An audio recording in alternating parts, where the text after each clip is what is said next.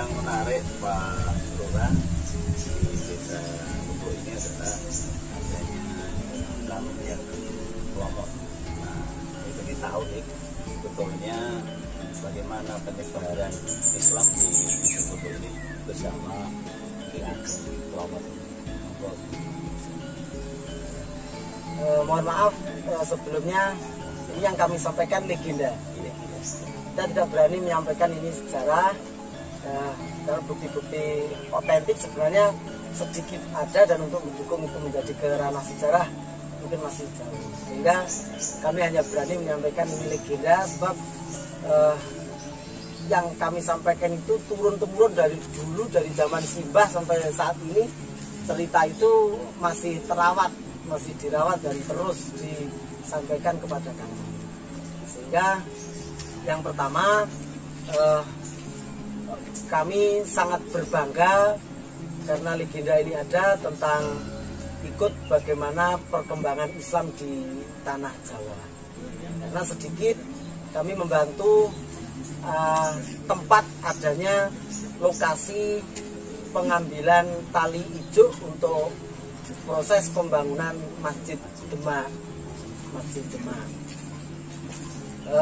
Konon legenda yang hingga saat ini tetap kami rawat, sebelum pembangunan Masjid Demak, kemudian ada pergerakan-pergerakan kerajaan Demak itu menggeser kerajaan Majapahit, berdatangan para tentara dari Mojopahit itu ke wilayah ini.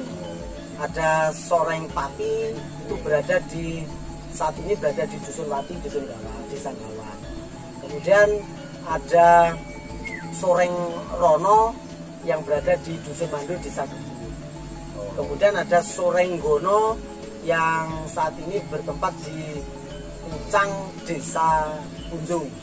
Sehingga tiga soreng itu mungkin kesatuan atau pangkat para pembesar tentara Mojopahit tinggal lari ke wilayah ini. Kemudian turun-temurun pula ada kait hubungannya dengan perjalanan Sunan Kalijogo yang waktu itu kita yakini dan kita percaya Sunan Kalijogo berkeliling Nusantara dan bahkan Pulau Jawa. Salah satu bukti di Klesem ada Dung Kaliulo yang dijadikan tempat untuk sholat oleh Sunan Kalijogo.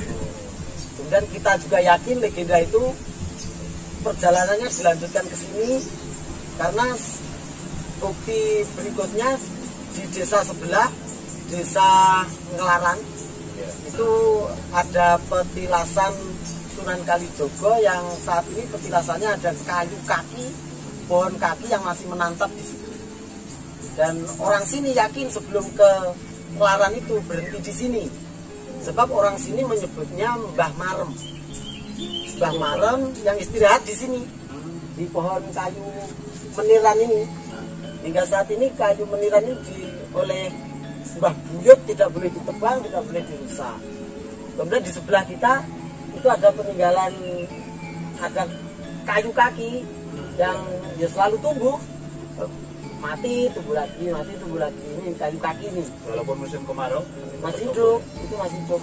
Mungkin itu hanya legenda yang kami yakini, dan itu menjadi cerita rakyat sini saja.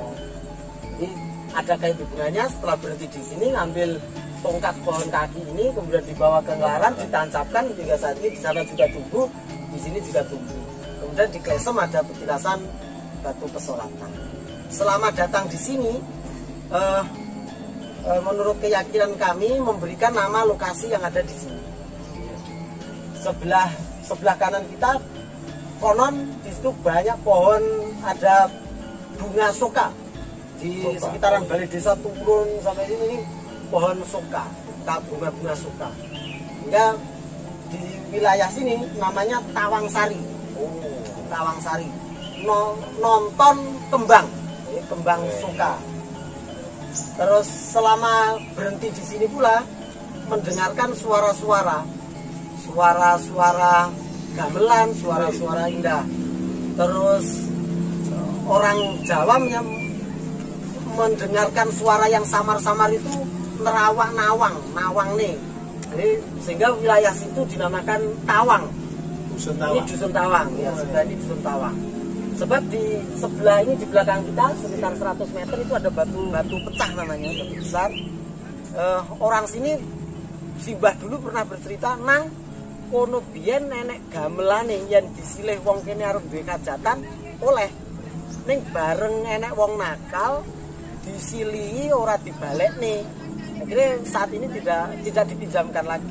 Sehingga kalau siang hari pun kita berada di sawah ini ya mencium aroma ada bau sayur bening.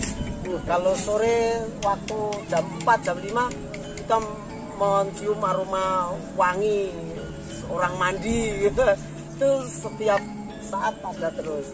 Sehingga itu menjadi tambah keyakinan jauh dari kata-kata sirik sebenarnya. Tapi itu ya buktinya seperti itu. Kemudian setelah kita yakini beliau Mbah Marem itu memberi nama di situ Tawang Sari, kemudian memberi nama ini Tawang, kemudian masih banyak tempat-tempat lagi yang diberi nama. Ada dusun Kerajaan, sebab di situ ya tempat pertama kali ada pemerintahan dinamakan dusun Kerajaan.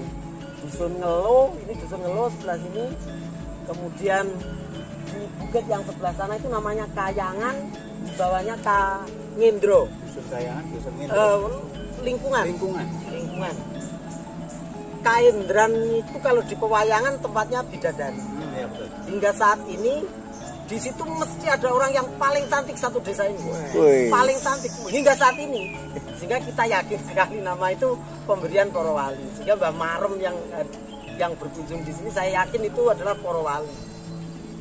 Singkat cerita, pada saat akan para wali harus memiliki tempat untuk menjadi satu tempat berkumpul, maka disepakati untuk membangun masjid berada di Demak, Masjid Demak. Beberapa hasil musyawarah, mungkin kesepakatan, mungkin pada saat Sunan Kalijogo berkeliling sembari survei melihat, sebab ada beberapa yang menjadi keyakinan kita dan cerita itu buktinya ada. Pada saat bingung kayunya berasal dari mana, diputuskan kayunya dari Donoloyo itu Slogoimo. Slogoimo. Saat ini kan ada pohon-pohon besar yang daunnya saja hingga saat ini tidak ada di bawah itu berada di bawah kekuasaan Surakarta. Diyakini orang setempat daunnya saja turunnya di sana. Apakah itu benar atau tidak, tapi cerita itu terus kita terus turun temurun dan tidak hilang dari pikiran masyarakat. Kemudian hijaunya yang untuk mengikat kayu-kayu pembangunan itu ijuke eneng Wengker Kidul Redi Suci Tawang Sari. Sebelum menjadi nama Pacitan kan Wengker Kidul nama kita. Kemudian Redi Suci itu Gunung Limo. Ini kan jajaran Gunung Lima. Tawang Sari itu ya di sini. Tawang Sari. Akhirnya diutuslah si Fulan. Kami belum mengenal nama sebenarnya itu siapa. Sebab sesampainya di sini berdiam di 300 meter dari sini di Tawang Sari itu langsung memanjat pohon aren untuk ngambil hijaunya. Turun dari pohon aren itu di bawah sudah ada binatang buas, harimau atau singa. Kemudian mangan si Fulan tadi, karena kesaktiannya tidak bisa dimakan, hanya dikelomoti. Sehingga orang sekitar sini memberi gelar beliau si Fulan itu dengan nama Ki Ageng Klomot, Mbah Klomot. Itu berasal dari karena kesaktiannya tidak bisa dimakan oleh binatang buas. Hingga saat ini tempat sholatnya dan tempat berdiam dirinya masih ada di situ. Tapi kami belum bisa merawat. Iya, iya. Saya waktu kecil batuan sisa rumahnya masih. Iya. Terus karena yang memiliki sudah berbeda konsep, dibuat perkebunan kopi, batuan yang Buat petilasan ya itu sudah dibuat untuk bikin talut.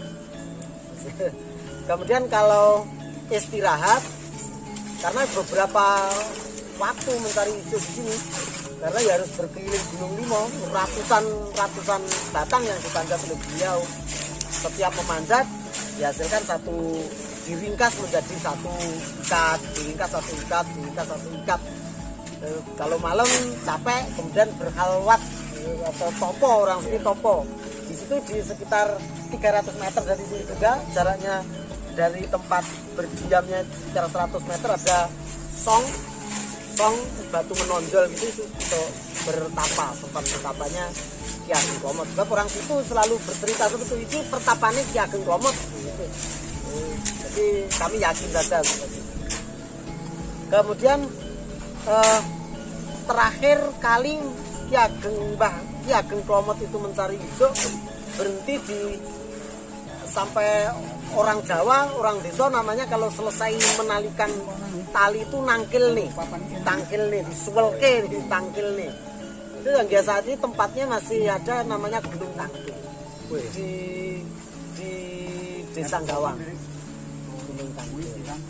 Karena waktu pembangunan masjid sudah harus segera didirikan, para wali mengutus 9 kuda untuk mengambil hijau itu. Orang sini menyebutnya marani Ki Ageng Klomot itu ono utusan sangang sodagar nggawa jaran songo. Sodagar songo nggawa jaran songo. Kan masuk akal juga wong membangun masjid sekian besar, kemudian di sini banyak pohon aren, dibawakan kuda 9 untuk mengangkut, itu kan ya sudah masuk akal sekali. Tapi setelah sampai di sini, utusan itu hanya diserai sebotol, segendul. Orang sini mengatakan seikat ini segendul. Ya botol sebesarnya sama dengan botol kecap itu. Segendul orang sini. Diberikan segendul gebekan. Jadi ya mubadir tenaga 9 kuda doa sini hanya membawa segendul. Sampai di Masjid Demak, kemudian diserahkan ke para wali.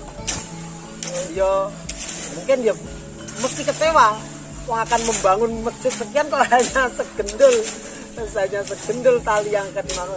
Akhirnya dibuang saja ke perapian, kemudian membuat utusan lagi untuk mencari tali hijau berikutnya. Ditunggu, yang diutus belum datang.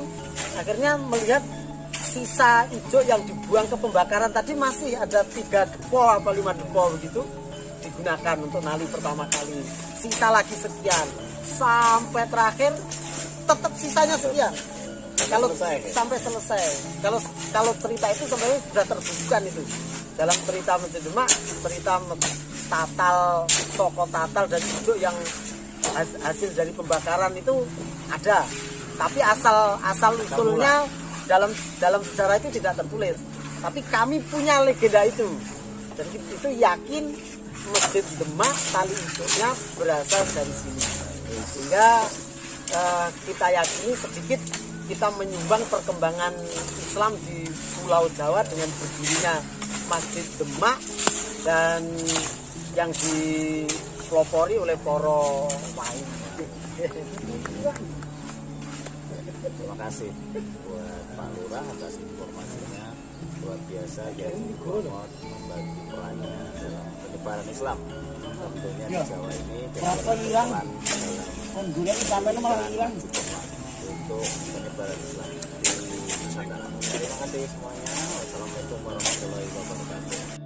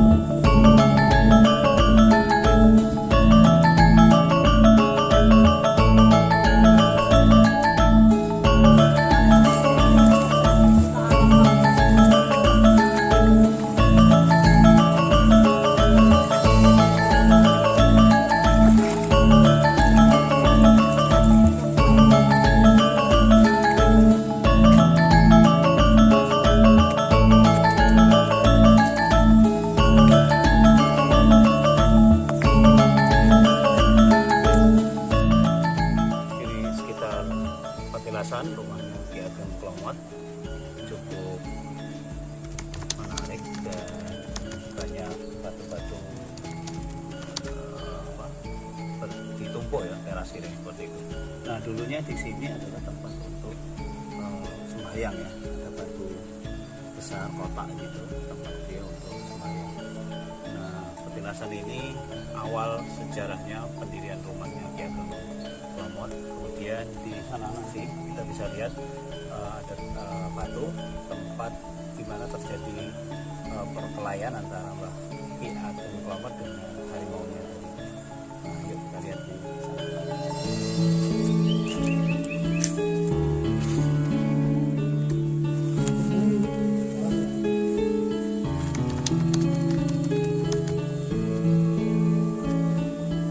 Kita bisa lihat batu pecah tiga ini legendanya Kiai Ageng Plomot berkelahi dengan macan tadi.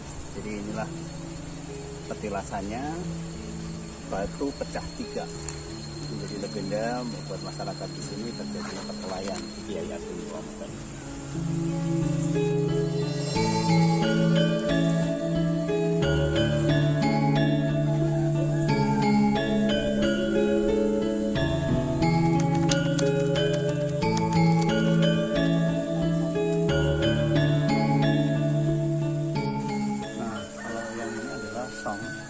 Tempat Ki Ageng Plomot ini betapa di sini. Ini tempatnya. Itu dulu nggak seperti ini ya. Di zaman ini adalah sejarah yang harus kita catat sebagai cerita tentang keberadaan Islam.